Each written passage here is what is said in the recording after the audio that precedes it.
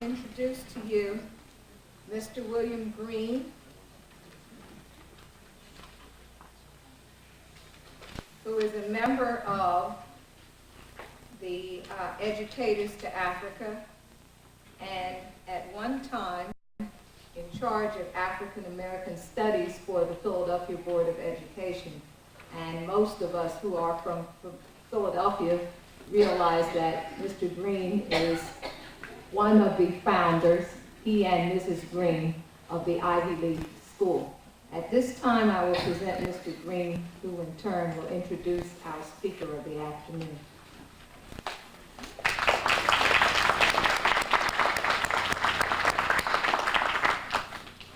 Good afternoon. I consider it a rare privilege to be given the opportunity to introduce one of the deans of African and Afro-American Studies. Dr. John Henrik Clark was born in the South in the town of Union Springs, Alabama. He grew up in Columbus, Georgia. In 1933, he ventured to New York City with the ambition to become a writer. Those were very, very difficult days in New York at that time during the Depression. But his perseverance and his commitment to writing was so great that he continued to keep this as a goal. During World War II, he served in the United States military forces as an Air Force Sergeant Major. Throughout his active career as a history scholar, as an editor, a teacher, a poet, lecturer, critic, and short story writer, he has been an outspoken devotee of African liberation on the continent and in the diaspora. His numerous articles and position papers have been published in leading journals throughout the world. He has written or edited 21 books and has published over 50 short stories, his best known being The Boy Who Painted Christ Black. I found it to be one of the most absorbing and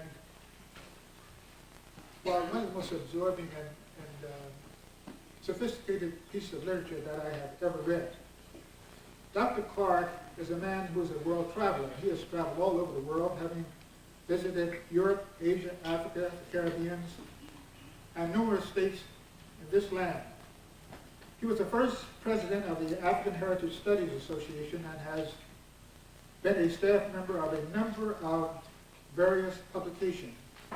He also was the co-founder and editor of the Harlem Quarterly and the associate editor of Freedom Way magazine. In 1983, Dr. Clark was appointed a Thomas Hunter professor at Hunter College, where he has served with great distinction. Because of the high esteem in which he is held by the members of ETA, an endowment fund in his honor was established by this organization at Temple University to be administered by the African American Studies Department. Although his slight disadvantage and time has slowed him down somewhat, this great warrior's enthusiasm and commitment remains the same. Join me in welcoming a great poet, an independent thinker, a voice of conscience, an institution, an African prince, Dr. John Henrik Clark.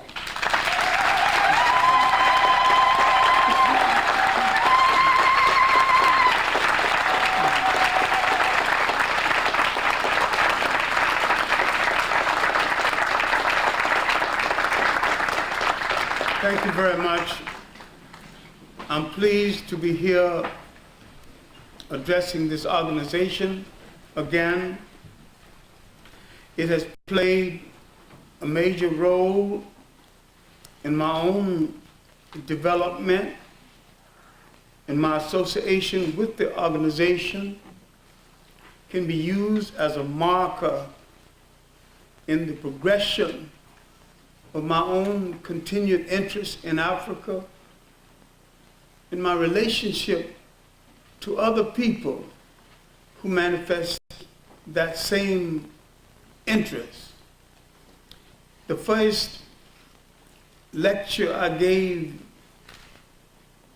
after I had a major stroke in 1982 was to this organization. I had previously lectured to the organization, and I was the last time here the commencement speaker for the organization, and I took pride in the caliber of students that you continuously turn out. I believe not only in the educators to Africa, the African connection. I believe in the independent school.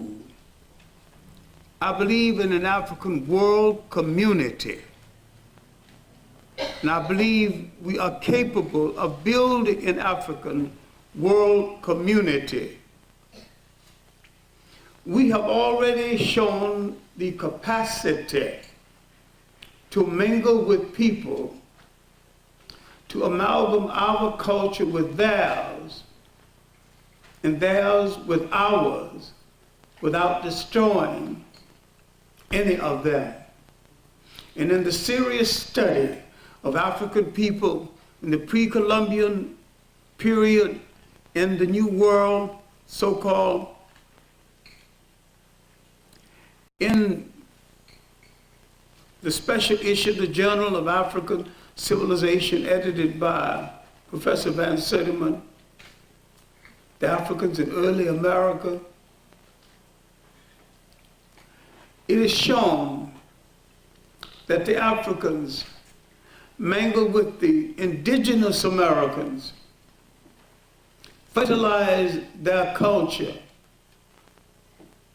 and they enhanced African culture, that mutual exchange made for the creation of still a separate and a distinct culture consisting of the best elements of the two. We have already proven in the evidence of Africans in Asia, evidence of Africans throughout South America, we have already proven that the world need not be in fear when African people are in power. The European has never proven that, and he never will, because his age of grandeur, his age of wealth, was that time when he had millions of people outside of Europe to exploit, when he had invaded other people's country, violated other people's women, taken other people's resources. We have no such picture in our whole history.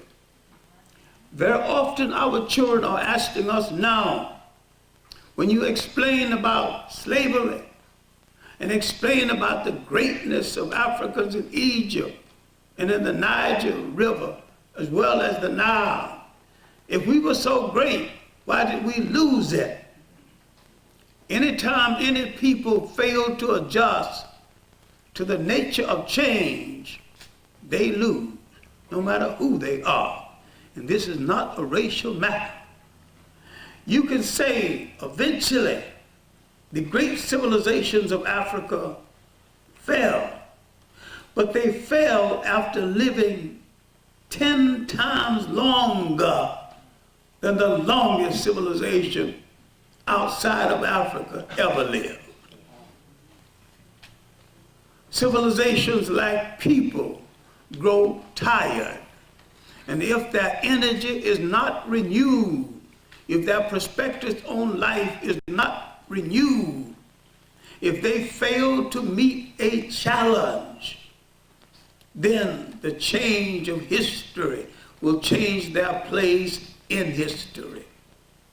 Now, my mental notes for this talk was the values in old Africa, how we can look back at them and use some of them today. I know full well that you cannot fully reconstitute any civilization, Roman, Greek, or otherwise, although I'm reluctant to call what the Romans had a civilization or what the Greeks had a civilization. It was a synthetic amalgam taken from other people. And remember, at the height of Rome and Greece, when they were talking about democracy in the Senate, democracy in Rome, 85% of the population were slaves.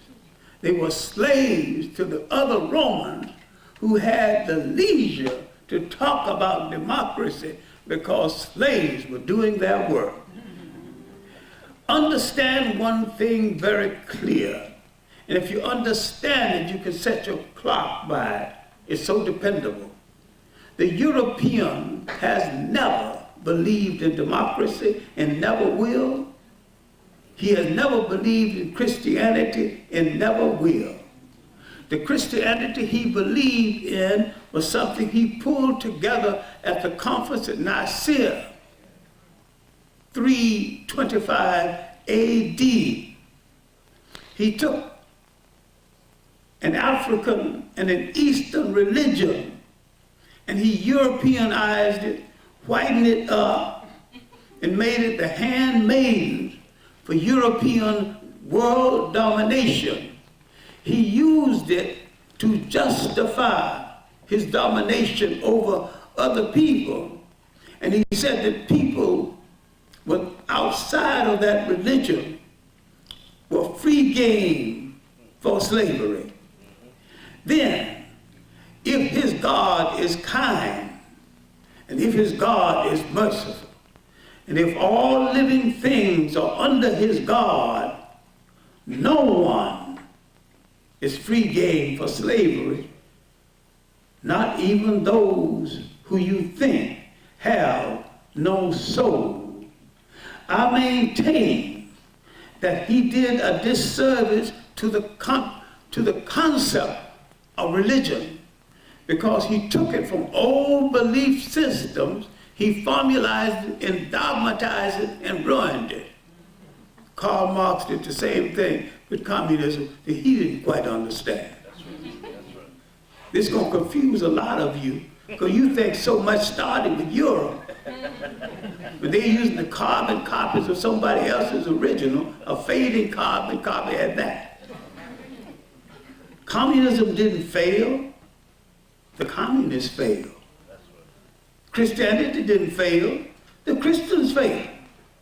Because they failed to understand it, and they failed to understand that these high ideals, these humane ideas, are at odds with their temperament, at odds with their power desires.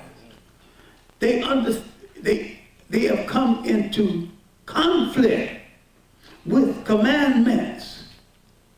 If they obeyed 2 of the 10 commandments, they would have to dismantle their whole society.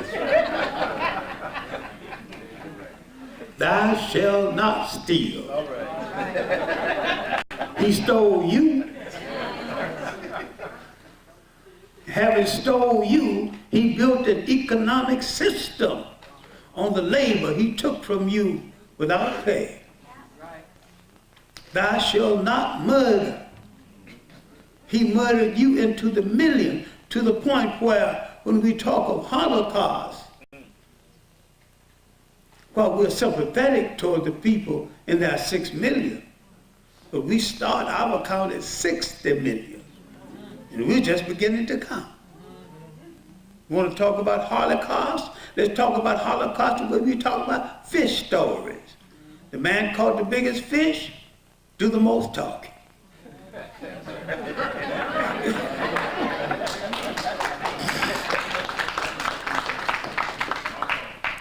Why then were they at war against these old societies and the values of these old societies? Because they could not understand these societies. And they could not understand societies that were not at war with themselves. So they put them at war with themselves. They put one against the other, pretending to favor one and end up conquering both of them. Now, if you didn't learn anything else from Godfather 1 or 2, you learned one thing that you need to keep in mind. One thing that you need to practice today. Never, absolutely never, let an outsider arbitrate your family disputes. Sober up old drunken Uncle Willie, anybody.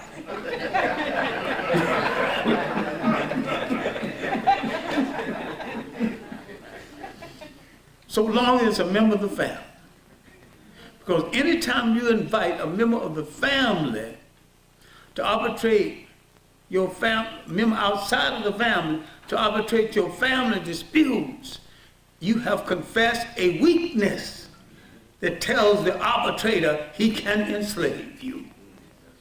That's the mistake the Africans made then, and that's the mistake the Africans are still making. If you can't settle your internal disputes, you're fair game for conquerors.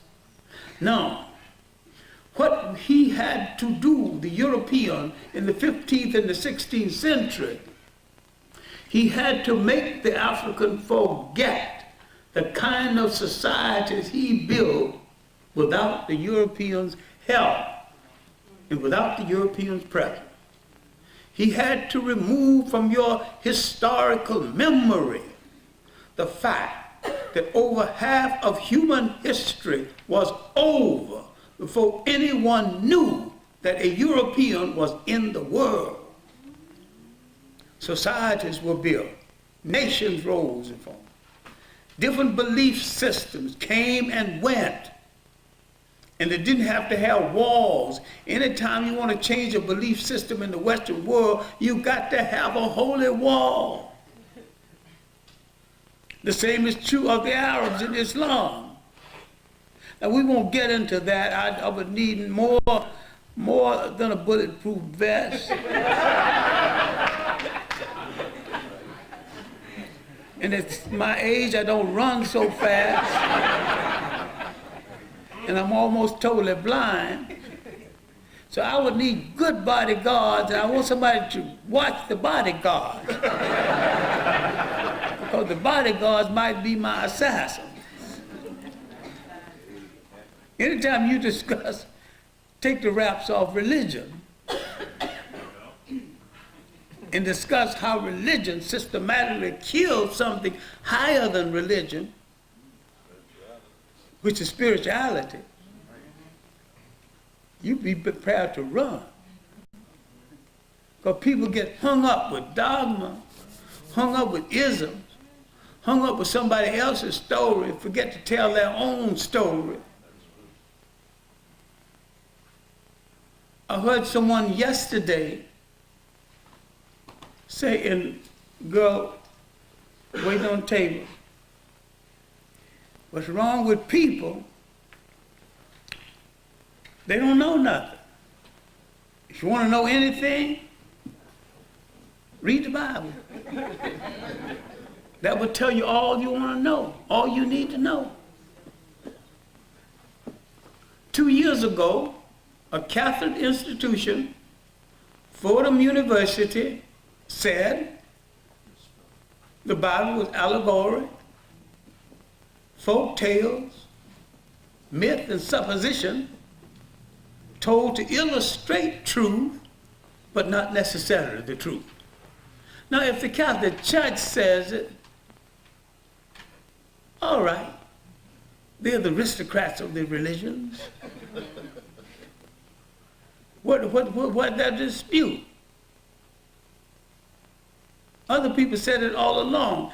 This is not to downgrade or take away anybody's religion. I hope no one ever leaves any church, least of all on my behalf.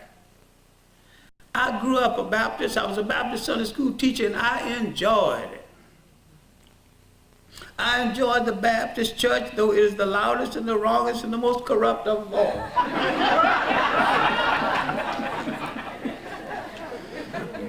But it is not dumb.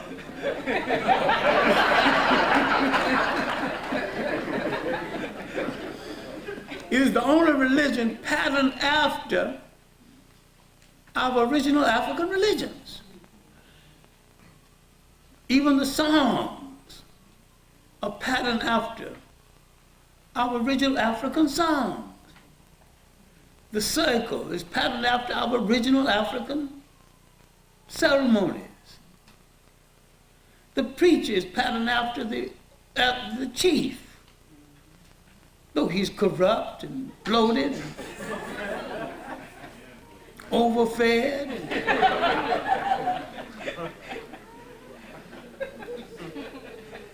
It is still patterned after the concept of the chief.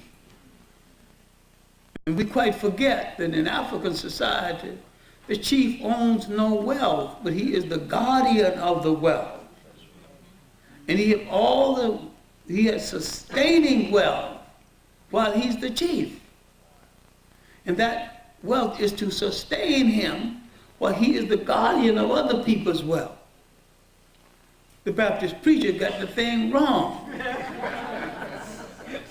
African chiefs don't have any Cadillacs. African chiefs don't have any committee to make sure that they get so many suits a year. Another committee in the church makes sure the preacher gets extra money for his vacation. This is a form of hustlerism of a whole lot of spiritually starved people. Now, what can we take from our old customs to use now, inasmuch as we have been doing it without understanding what we are doing? Now, I've traveled all over Africa except South Africa. And many traits I saw in New Orleans, I saw in Africa. But in New Orleans, they only remembered a part of it. In Africa, I saw the rest of it. In Ghana, when there's death in a family, and this time it was a male died and his wife, all of the women of her age groups get around her and mourn with her. There is no loneliness. See, you came out of a we society. You was drafted against your will into a me society, an individual society. And you are arrogant enough to say sometimes, mind your own business. You ain't got nothing to do with it. You came out of society where everybody's business was everybody's business. But you had no prostitution. You had no hunger. And if a girl gets to a certain age and hasn't got a husband, the community finds her one. Now that sounds very unromantic to you in your Western mind, but do you have one?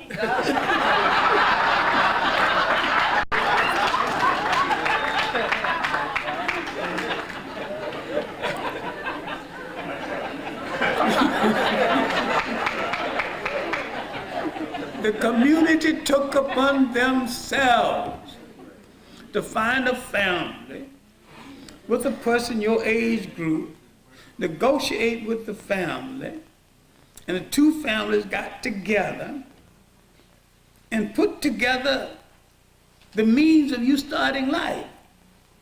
And so when they're negotiating, they're not negotiating about romance, because the romantic wedding is a Western invention.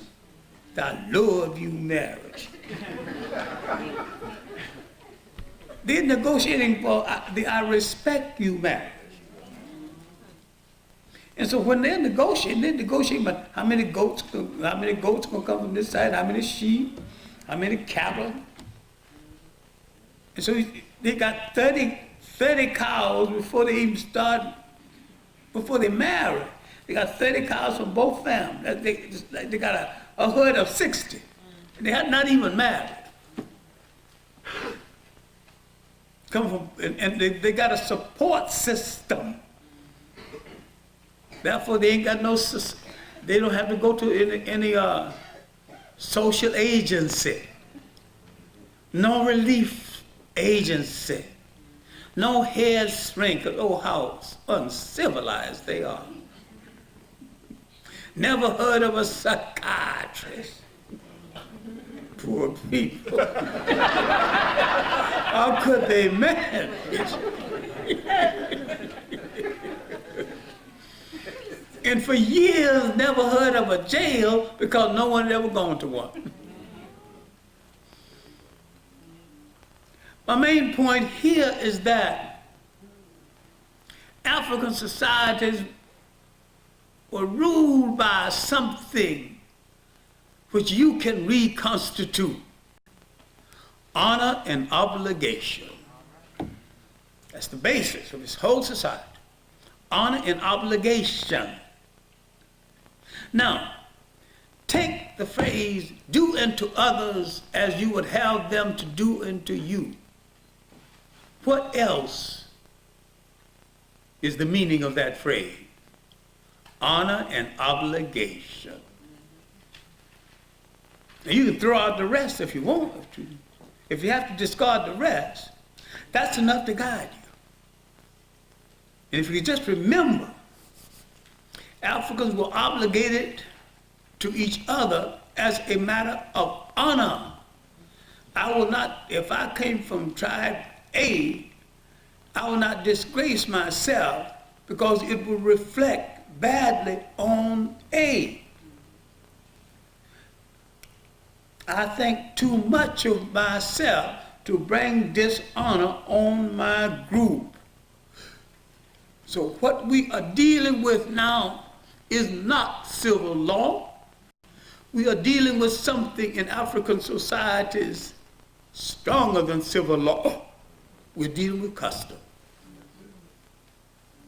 Custom was so binding that custom was tantamount to law,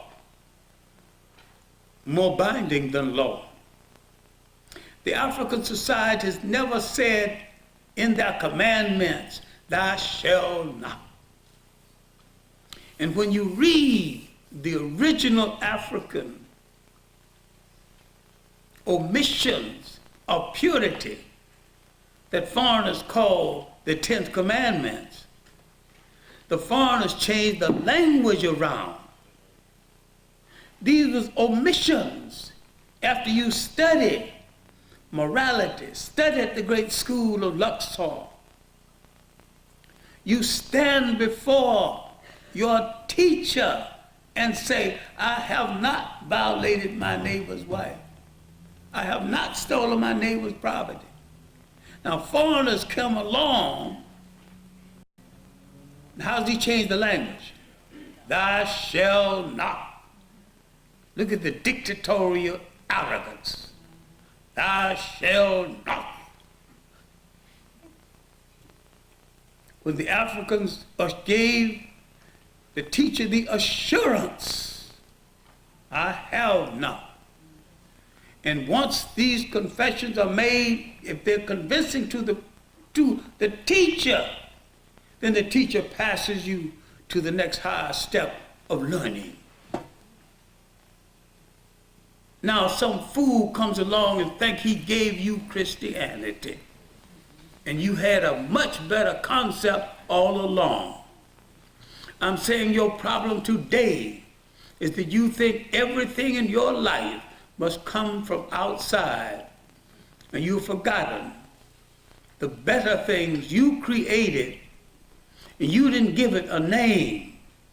When you created a concept that Europeans would later call communism, you created great sharing societies. No great millionaires. Now you have a concept in the world that if nations are going to exist, you got to have capitalism You got to have some people with a whole pile of money touching the sky. And for them to maintain that pile of money, somebody got to be unemployed. They built the pyramids without it. They built the pyramids without an industrial system. So don't let your students say that mathematics is hard. It must have been much harder for those who built the pyramid and they looked like you. You have to go back and look at your own values. Now, I'm not going to insult your intelligence by arguing about whether Egypt was Africa. No more than I would insult your intelligence by arguing about whether your right hand belongs on the same body as your left hand. The Nile Valley, the Nile River, stretches 4,000 miles into the body of Africa. It was the world's first cultural highway. That great amalgam of people coming from the south who had laid the basis for the civilization of Egypt long before the Greeks called it Egypt, brought together the greatest combination of technicians, mentality, thinkers, priests, spiritual leaders the world has ever known. No comparable group of people have ever been assembled in the history of the whole world. And when the area once called the Green Sahara dried up, the technicians of all of this part of Africa began to gravitate toward the Nile. The Nile civilization could feed large numbers of people. It had created massive agriculture.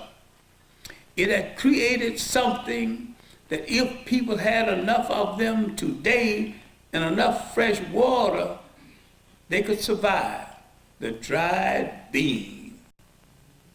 One thing about the dried bean, if you store it properly, you can keep it indefinitely.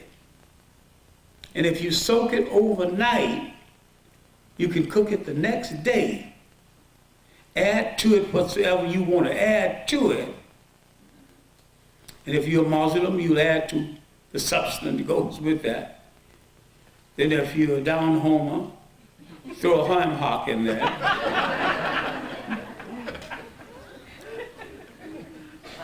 No sin either way, the way I see it. Although I've been off pork for over 10 years, nothing to do with religion at all. It's had something to do with health. I want to stay here on this earth, and I have to be careful with this lean hair, what's left of it, in order to stay here. So I decided, after years of Malcolm X kidding me as swine eater, to take my vacation from the swine. Although I grew up on the swine. And once we understand that we were not only not pork eaters of great consequence before slavery, large number of us were not meat eaters of any consequence before slavery. And yet we ate well. I'm not trying to propagandize for vegetarianism, because a vegetarian meal can be bad too, depending on who's in the kitchen. My point of view is just as pure history, as pure history. And something you need to know about how we survived. We had to take and slavery the part of the pig that the white people threw away. The foot, the head, the guts, subsequently chitlins, and we made delicacies out of it. Then when we discovered collard greens, the genius of the black woman created partially a balanced diet in the middle of slavery. So I think those of us who are off poor should go back on it once a year in celebration of survival.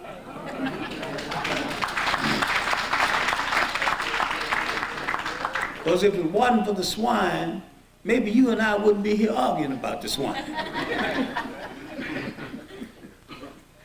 Now, my point is, we need to pick up some of the attitudes of togetherness that existed in African societies before this disruption coming from Western Asia, mistakenly called the Middle East, because this disruption on African societies coming from Western Asia lasted 2,000 years before the Arabs came. What the brothers who are fascinated with this religion that they have not thoroughly studied, and with the Arab that they do not know at all, because pseudo-whites can be as ruthless as whites, and sometimes more so, is that no invader of Africa did Africa any good. Every invader did Africa more harm than good. And though the Arab was the last massive invader who refused to go home, he too, then and now, does Africa more harm than good. Every element that went into the making of Islam was already in Africa before the Prophet Muhammad. Every element that went into the making of Christianity was already in Africa before Christ. John Jackson's book, Christianity Before Christ, is very good on this subject, and it's a very respectful book. Don't think it's an anti-Christian book. It's just a good historical analysis of the elements of Christianity that existed in the world before somebody called it a name, formalized it, and dogmatized it around a mythical character called Jesus Christ. I'm not saying that this was right or wrong. I'm saying this is what happened. John Jackson, in his work, Christianity Before Christ, and in another work, Pagan Origins of the Christ Myth, said that had Christ rose 3,000 years before, he could have read his own autobiography. Because the same story was a part of the folklore of the world 3,000 years before Christ. The Western Asian people converted to the Hebrew faith, partly taken from Africa, placed the character of Christ inside of an already existing story that was an African story. Now, if you deal with the Bible as allegoric, as a great teaching instrument, as a great book for spirituality, how people use myth to illustrate truth, and if you use myth to illustrate truth and the truth gets across, the illustration need not be the truth. I wonder, do you understand?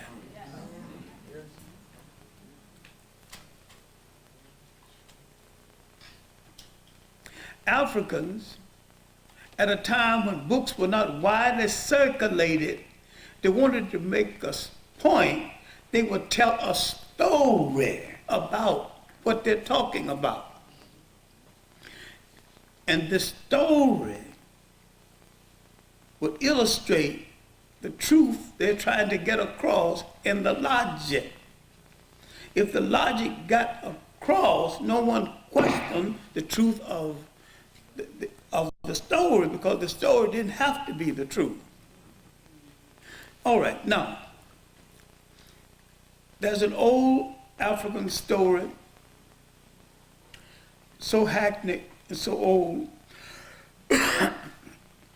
If you don't know any of them, you know this one. How the spider got its thin waistline. Used to be a chubby little fella eating everything in sight. So he heard of a banquet. The banquet's going to be close together. So he wanted to go to both of them. So he had his friend stationed in one banquet, another in another banquet, tied a rope around his, string around his waistline. So when the banquet start over here, pull the string, I'll go over there and eat. Start over here, pull the string, I'll go over there and eat. Now you've guessed the end of the story. Both banquets start at the same time. Each friend obeyed the order and pulled on the string. And he's in the middle. And that's how the spider got his thin waistline. Now, African mothers tell this story to their children, even today, to keep them from eating too much. They tell them, eat enough, but not too much. Now, if her point gets across about not eating too much, is anybody worried about whether her story is true or not? But a lot of stories in the Bible are the same way. Doesn't matter whether Christ calmed the sailors or calmed the waves. Nature gonna calm the waves sooner or later. But a sailor running around in a small boat, very soon that boat gonna tip. You just calm the sailors. Nature gonna do the rest. Rain don't last forever. Wind don't blow forever. Storms don't last forever. It's a good story of faith, whether he calmed the sailors or whether he calmed the waves. Do you want to believe he calmed the waves? That's the holy approach. Want to believe he calmed the sailors? That's the practical approach. Have your choice. You need not fight either way. Now, when you understand that so much that you think the Europeans started with you, and so much that he is trying to palm off on you as belief is merely a rehash of your original belief, then you look at him in a different way. In the 15th and the 16th century, the Europeans had to find a justification for what they were about to do for the next 500 years. They had come out of the period of the Crusades, a tremendous drain on the economy of Europe and the population of Europe, the agriculture of Europe.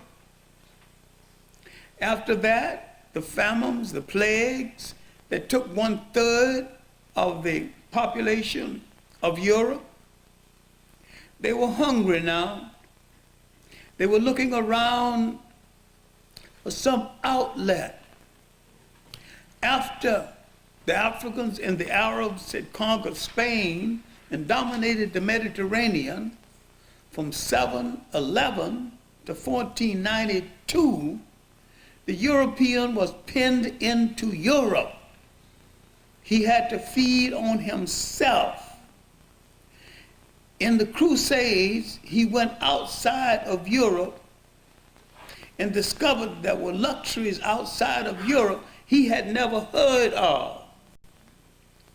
Brocade, silk,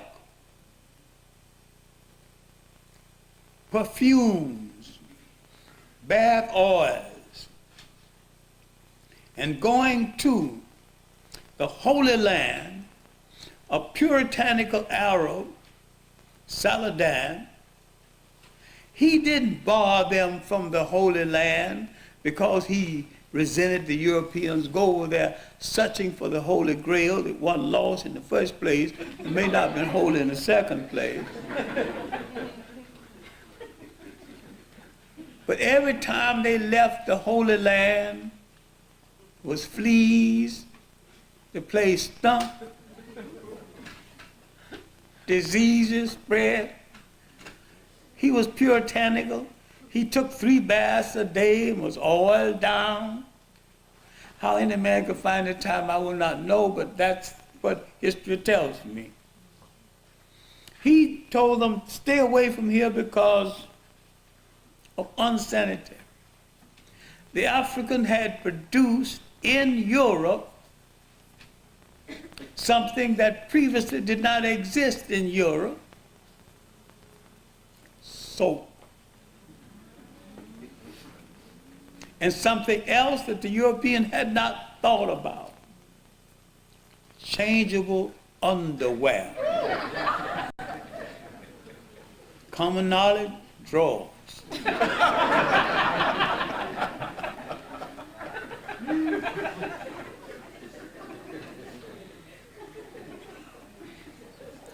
The Europeans saw the Ethiopian dress. The Ethiopians had a shorter dress and something under it, the male, called the shema. The European took this and called it the chemise. Now he has undergarment for the woman, undergarment for himself. Where is he getting his sense of sanitation? There's a book called Dirt, tells you the history of sanitation in Europe. Now, all palm olive soap is not made for you. And all the advertisement, they got a smiling white girl in the advertisement, Colgate toothpaste, smiling white people. If you are unsanitary, why aren't you smiling out of the ad? Then we should be the best buyers of the soap. We were the makers of the soap. They got it originally from us. No mystery to me, because I learned how to make soap as one of my chores growing up. Although I'd have a hard time remembering it now, but I made soap for the whole community. I mean, 5 cents and 10 cents was a big thing when I was growing up. When you got a little boy who can boil lime, grease, and bones, and stir it up and pour it out, cut it into squares, and distribute it to the neighborhood. No money exchange. Black people lived in this country in a pure socialist society of their own creation and didn't know it. And some people came to give you something Karl Marx said. And now it becomes legitimate. When you were practicing communism all along without dogma. There's a confusion today between the Groucho Marxists and the Karl Marxists. The Grouchos have taken the day, pushed the Karl Marxists aside. Now, I'll admit that Karl Marx said some interesting things about class structure and societies. But what he said about the class structure is not even applicable to us. And we ruin ourselves and start fighting among ourselves, arguing over it. Walter Rodney was a beautiful friend of mine. That's the point where he just wouldn't yield. I said, Karl Marx's class structure had nothing to do with the structure in Africa, because we didn't argue over class, we argued over status. And status was not determined by money. The chief royal drummer had a special door on his house, decorative, indicating he was the chief royal drummer. His house was the same size as everybody else's house. He didn't eat any more than anybody else. But what did he have? Status. He was a somebody in that society. He beat the drums for the king. That was his riches. He was equivalent in that society to a millionaire in our society, though he had no millions and no money of consequence. And when we are arguing class struggle, class status, based on someone else's evaluation, let us think that we came out of societies where we had these things without dogma. And when we had these things without dogma, they worked. They worked because we did not start any fights among each other because of them. Once someone dogmatized it and formalized it, then you got to argue about whether you believe in the dogma or don't believe in the dogma. You have to look at society and say fancy words, dialectic materialism.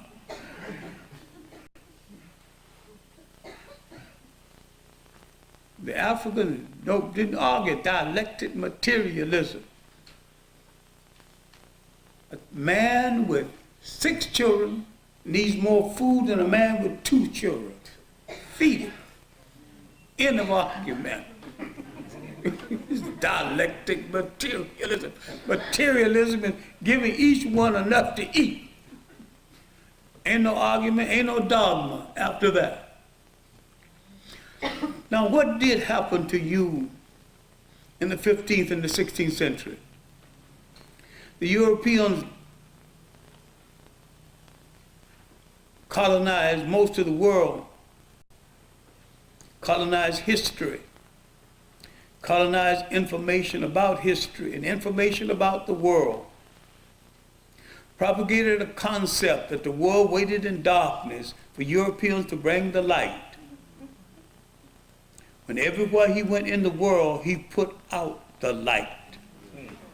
And he destroyed civilizations that were old before Europe was born. He did not do the world any favor. He did not spread any civilization because he had no civilization to spread. Mechanization is not civilization. I imagine that in the gas chambers of Germany, the gas was ready on time. The trains arrived on time. The people were psyched on time. There was even someone to extract the gold from the teeth of the deceased after they had been gassed, and he was ready to do his job. That was magnificent organization. It was also one of the greatest acts of organized barbarism in human history. And civilization had nothing to do with it. Civilization has nothing to do with whether you have a flush toilet or not, or whether you wear a pair of shoes. I'm not saying go without shoes. It's very convenient to have a pair of shoes. But do not think that that makes you civilized. To be civilized, you must be civil. People must be at peace among you. If people walk in fear among you, you are not civilized. Growing up in the South, every white person was a policeman to me. Everyone could take action against me. My word meant nothing. years later in northern Ghana, I had been up there with my African cut buddies for almost a month. I had forgotten that the white people were in the world. Just us. We're all of it, and nothing else is needed. I looked on the horizon and I saw a white man. I said, what the hell is he doing?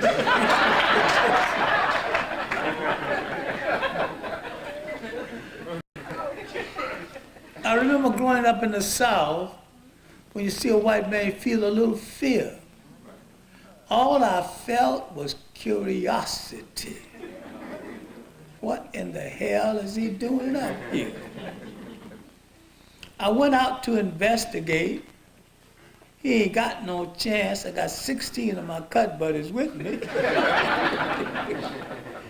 He had sent his help down. He was there doing some archaeological work somewhere. And they had misunderstood his message and hadn't brought back his supplies. And he was speaking bad English and poor, bad French too. But between his bad English and bad French, some of us could understand, and we kindly located his help, who had carried out his orders, but misunderstood the time they were supposed to come back. We found them for them, got them all together. We arranged transportation for them to go back into the hinterlands, some kind of research he was doing up there. He thanked us profusely. We waved goodbye. I didn't feel nothing, but what was my act? What was our act? We didn't put upon him, and we lynched him. Nobody could do nothing about it. We didn't think about it. We didn't hit him. We didn't threaten him. We didn't call him any names. It was an act of humanity. It was an act of civilization. It had nothing to do with shoes, nothing to do with flush toilets, nothing to do with elevators, nothing to do with mechanical convenience. It had to do with the respect for the humanity of another human being. I didn't try to punish him for what his forefathers did to my forefathers. Too often, we misunderstand the definition of societies. We misunderstand what a tremendous contribution we made to the whole world. We fail to tell our children what we did in spite of slavery and what we did in the midst of slavery.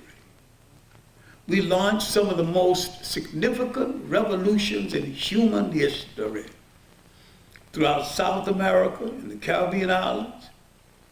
In South America, we launched a revolution, built 2 independent states in Brazil, Bahia and Palmeiras.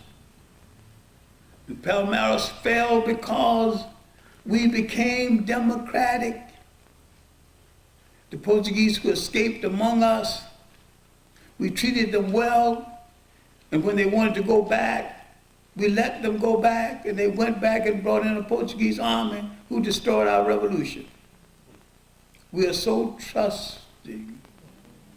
We are more trusting of other people than we are of ourselves. But the African did not come to the so-called New World empty-handed. He came as a culture barrier. He came already knowing iron production. And some of the artwork in New Orleans, throughout New Orleans, was done by African iron workers. He came with knowledge of farming. He came with knowledge of weaving. This was part of his survival in the Caribbean islands when some of the African craftsmen made a cutlass They also made a stabbing knife, was later used in the revolution. We were not a people without skill. The same kind of skill existed among the free blacks in the United States. Now you can buy this nonsense about people being lazy. We know our oppressors so well. Some of us refuse to let him work us to death. Some of us psyched him. Some of us ran a con game on him successfully. But we could not afford to be lazy. And if you look at the customs that we still have in the country, that I grew up with, backwoods of Alabama and Columbus, Georgia, I looked at some of these customs that I went to Africa and saw the other part. In the communities, if someone dies, the community, women of the community, takes all the furniture out of the house and clean the house. Put the furniture back in order. That was an old sick joke in the South when they see a house in disorder. Why don't somebody die in this house so this house can get thoroughly clean? If there's a death in the house, the community comes in and cleans the house. That was a sick joke, but the significance is that we had a custom of helping each other.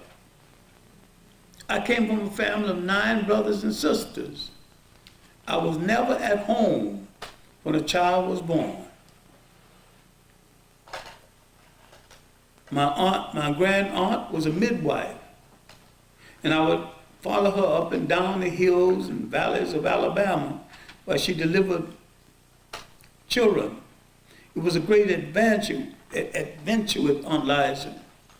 The only difficulty is that they paid her off in potatoes and beans, and these things were heavy. A little boy's shoulder only had so much strength.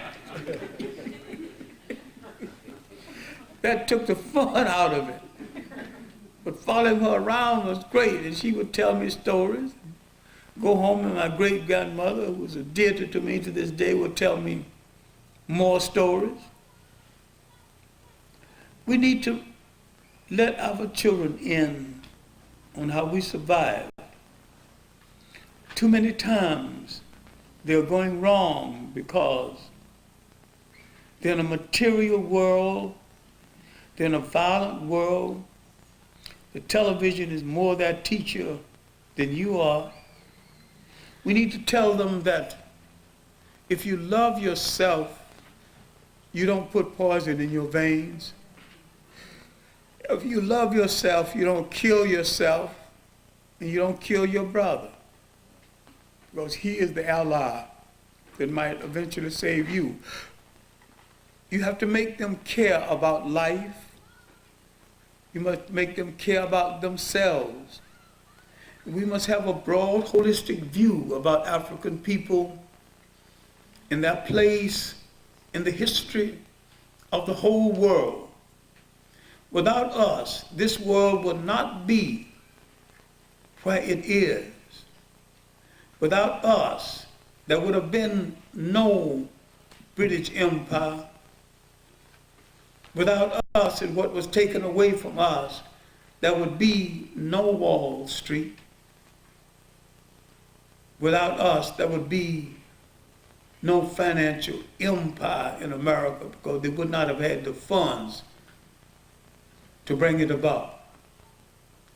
We have to look at the significance of our significance. We have to make claims over and above that of others. We must prepare our children to rule the state. Because the one thing people take away from you when they oppress you, they take away the memory of what you were before they interrupted your society. They know what you are not quite clear about today. You can never successfully oppress a consciously historical people, because a consciously historical people will not let it happen. Some of them will stand up and say, "Look, fool, when you were in the caves of Europe cutting your brothers' throats over dried bones, I was sitting on thrones of pure gold. I belong to the senior branch of the human race. I started it all." Then, reading our history carefully, it must start in the home, then in the schools. And the church can do a little less preaching and a little more teaching. The church can be lighted more times than the weekends. Have tutoring sessions in the church, athletic sessions in the church, history lessons in the church, sewing lessons in the church, language courses in the church. The church must be a holistic servant of the total community and not just a weekend thing where people go to show off a new dress. And the preacher must be more a teacher than a preacher. So that means you're going to have to throw out half of them. Or maybe more so. But if that's what you have to do in order to survive, to take that next step forward, why hesitate in doing it? The one thing that's taken away from your mind during the oppression is the idea that you once ruled a state all by yourself. The greatest mistake we made all over the world, the Caribbean islands, the United States, and in Africa, that once we came to the power of ruling a state, we adopted the apparatus of our oppressor. The apparatus of our oppressor will never suit our concept of ruling the state. Africa never had the nation state. To the Africa's everlasting credit, they never had a nation state. The nation state is too restrictive. It cuts cultures in half. It cuts intentions in half. It cuts economic systems in half. What we had was the territorial state, a cluster of states functioning, each sovereign within a large overall state. We learned something we have to learn again. We lost and must learn again. Cultures fertilizes cultures. Let's stop using the word civilization for a while. Then maybe we'll understand where we have to go. Use the word culture, high cultures, low cultures, or cultures in transition. And remember, when there was no Europe, before the first European wore a shoe or lived in a house that had a window, before the first semblance of a book appeared in Europe, our people had already organized the thought patterns that would go into all of the major religions of the world. They had already understood humanity. They had already developed a matrilineal system showing great respect for women. They had already said if you've got a god, you have to have a goddess, because a man is only one half of it. They had already realized if you're going to bring a nation into being, you cannot imprison or restrict one half of its mentality. its women. The African had already acknowledged that the woman was the life giver. Her role was different in many cases, but her role was not one less important. Now, we would be drafted against our will and forced into exile, into a culture incubator, alien to the original culture incubator of our creation. And in this alien culture incubator, what would we would find? How would we develop? What kind of people would come out of this second incubator that we didn't choose? Wife beaters. Wasn't no wife beaters in Africa. People who impregnate teenagers. No such thing in Africa. Liars. Man, we forget the basic things that held African societies together. Honor and obligation. Men who sired children and gave no support to children and think that they are men. Manhood is not just the impregnating a woman. That is a thing of short duration. Taking care of a child, understanding your responsibility is something of long range duration. If you're not ready for the second assignment, stay away from the first. I'm not against sex, I'm not against love. I'm just putting it in proper perspective. Know what's involved and have the manhood responsibility of taking care of what's involved. Now, back to that Nile Valley and those river valleys of Africa. Well, when history was young, we put together and put forth to the world the folklore, the culture, the thought patterns that will go into the making of the Bible, the teaching stories that will lay the basis for the world's philosophy. All of this before others had given a thought. What people lose during oppression is self-confidence in the image of God as they originally conceived him to be.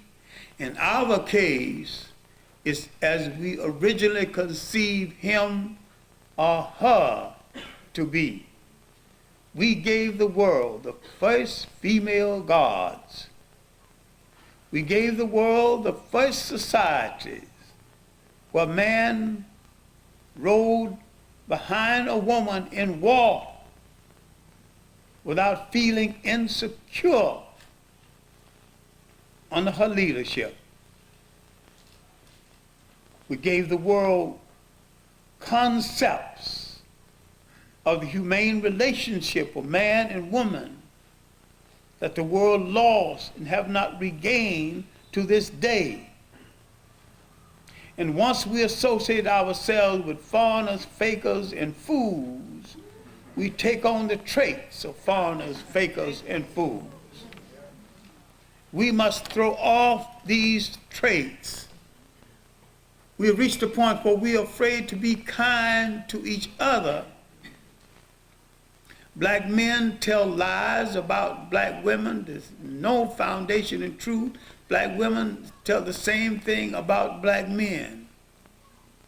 There is no place for either one of us to go outside of each other, and there is no escape hatch, no place in the oppressor's camp or in the oppressor's home or in the oppressor's bed. All we've got is each other, and you make up your mind about that. That's all you're gonna get. Either we make it with each other or we don't make it. Remember, there was a time the world took its measure on what we did, and we gave out to the world the humane thought that stabilized them so that they could create something that they would one day call civilization. Today, teach your children to think beyond their present position. Teach them to look beyond slavery. Look at slavery, of course, examine it, of course, in all of its consequences. Then look beyond it. At independent states, we ruled exceptionally well. Then say to that young man and young woman, the people that did this had a mind, good intentions, commitment, and drive. You have the same thing if you apply it. And remember, one people can do it, another people can do it. And if we did it before, of course, it is time that we seriously consider we can do it again. Thank you.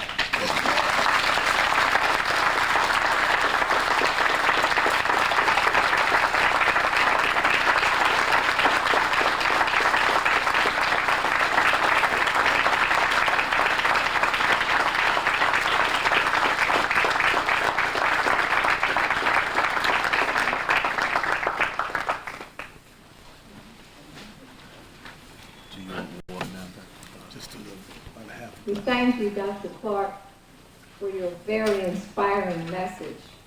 And we hope that all of you will take it to heart and glean from it whatever you think is necessary for you in particular. At this time, It's a full club, Docs. Mrs. Elsie Irwin, who is one of our charter members, will come forward to make a presentation.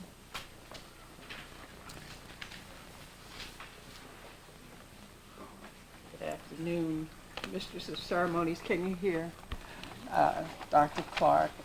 Assembled guests, we're very, very pleased that you are here, and I come to talk to you about a piece of paper that you have inside your folders, and if you have not had a chance to read it, I would like you to look at it now or listen and look at it later.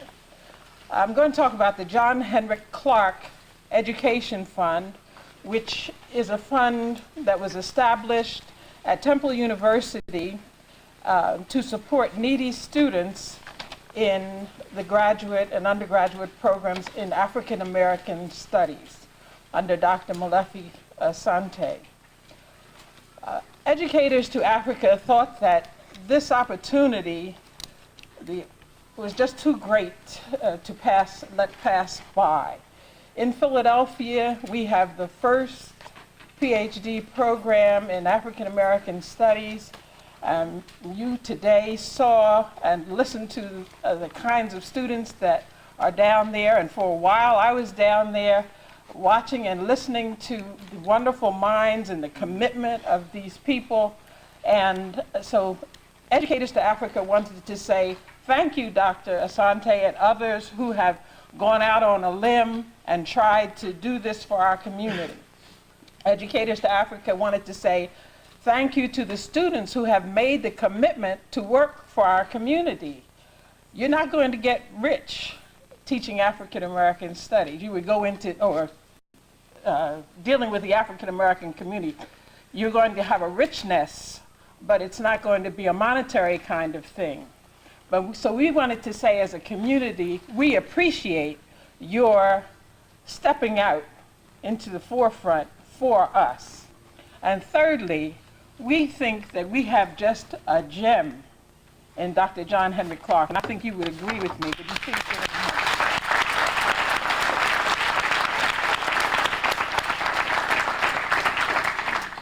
And we wanted to honor him in the academic community so that his name and what he stands for will go on and on.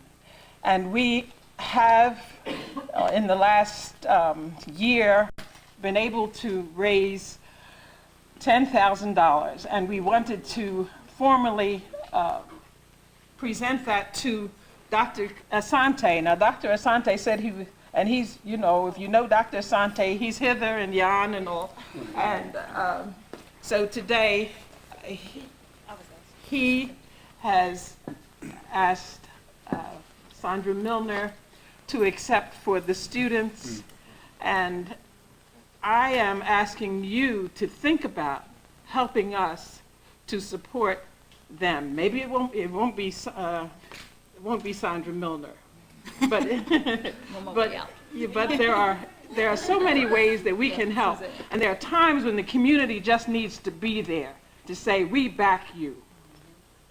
You're out there for us, we want to back you. Please seriously think about contributing to Educators to Africa's John Henrik Clark Fund.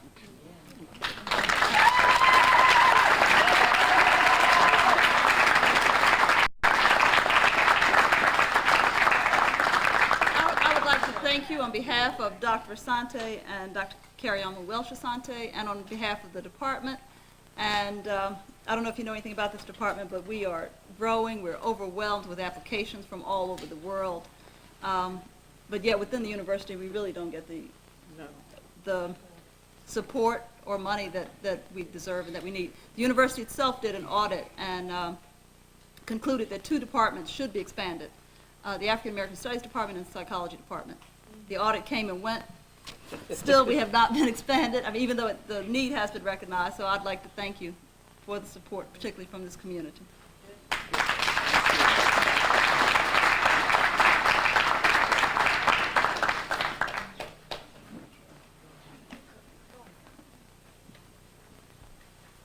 I'd like to announce that those persons who are interested in having a videotape of Dr. Clark's address, you may leave your name and address with our president, Mr. Ted Irwin, and we'll inform you as to when the tape will be available.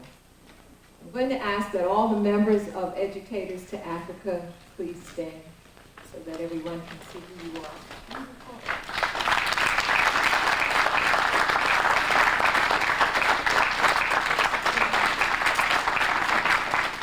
We're going to ask Mr. Bob Brown if he would raise his hand. He's the chairman of the program committee.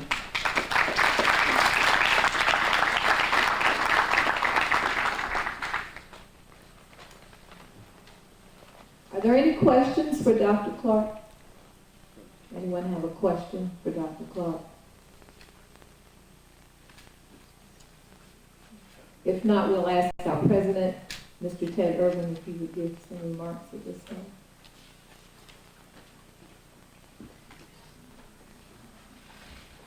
This has certainly been a grand occasion. Certainly is one of the best that we've been able to have, and why not with the Dean of the African-centered perspective. It's only been recently that we began to hear about the African-centered perspective, but people have, some of the great minds of our community have been delivering this message for years.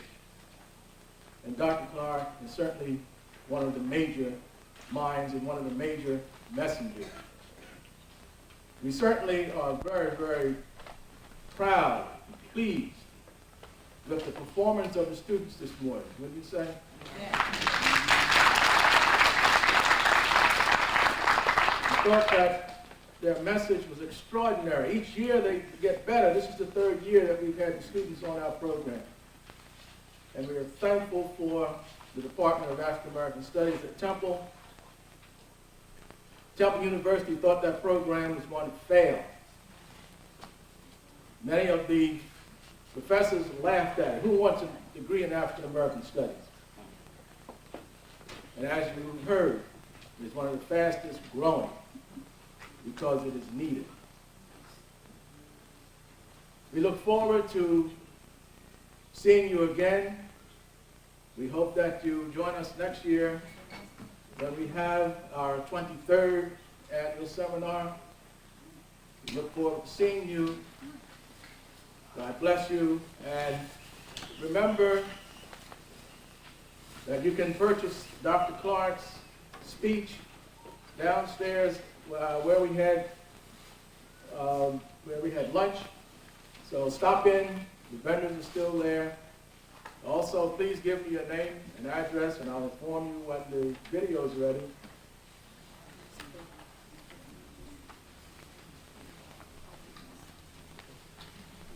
Also look for Dr. Clark's book, Christopher Columbus and the African Holocaust. Is it downstairs? Do you have it? There should be some copies available, and I will give you bookstores where you can purchase. Okay, there should be copies available, otherwise we'll give you the bookstore where you can purchase them. Or any of his books. If you want to continue this discussion, read any of Dr. Clark's books, and he will continue the discussion. Thank you very much.